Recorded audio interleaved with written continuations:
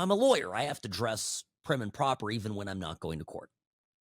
So when I go to a coffee shop, now the reason I'm bringing up Starbucks, I don't know if you saw this in the news, but Starbucks is facing a wave of protests from their unionized workers.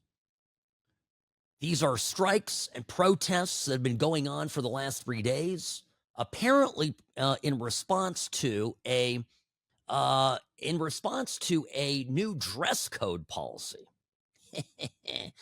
This requires baristas to wear solid black tops and bottoms in black, khaki, or blue denim.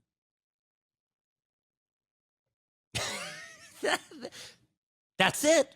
That's the requirement. Doesn't seem to be particularly crazy to me, does it?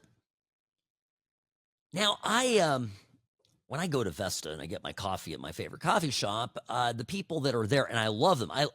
Everybody that works there is fantastic, but they don't dress like me, and that's okay. I think there's a direct correlation between how good your coffee is and how strangely dressed your barista comes to work, right? I mean, the more piercings and blue hair, typically the frothier your cappuccino is. Okay, it's just a casual observation. So I don't know about this, but what I find so funny about it. By the way, here's a scene of the protest. Here's some of the Starbucks baristas that are complaining that they have to wear khaki. Hey, ho, ho. Dress code has got to go. Hey, ho, ho. Dress code has got to go. Hey, ho, ho. Dress code has got to go. What do we want? A contract. Now. What do we want? A contract. When do we want it? Now. And if we don't get it? Shut it down. If we don't get it? Shut it down. If Lakin, by the way, you look at that video. You're shaking your head. If anemia were a person, right? This would be these folks here. They all are pasty white. They all look like they are about 8 porterhouse steaks from being healthy. No doubt, right? These are all vegans. Somebody's draped in a trans flag. I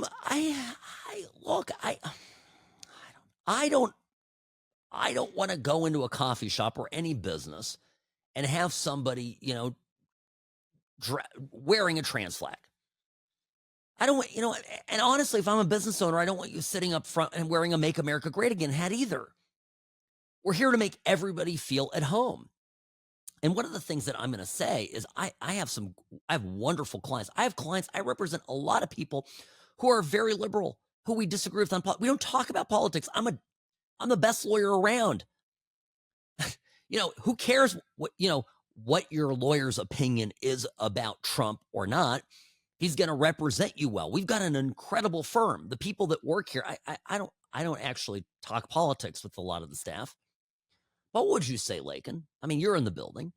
I would say we have a very mixed bag, and if anything, probably have more liberal people here than conservative. I don't know. That would be my guess. I could be mistaken. But my point is, it doesn't belong at work.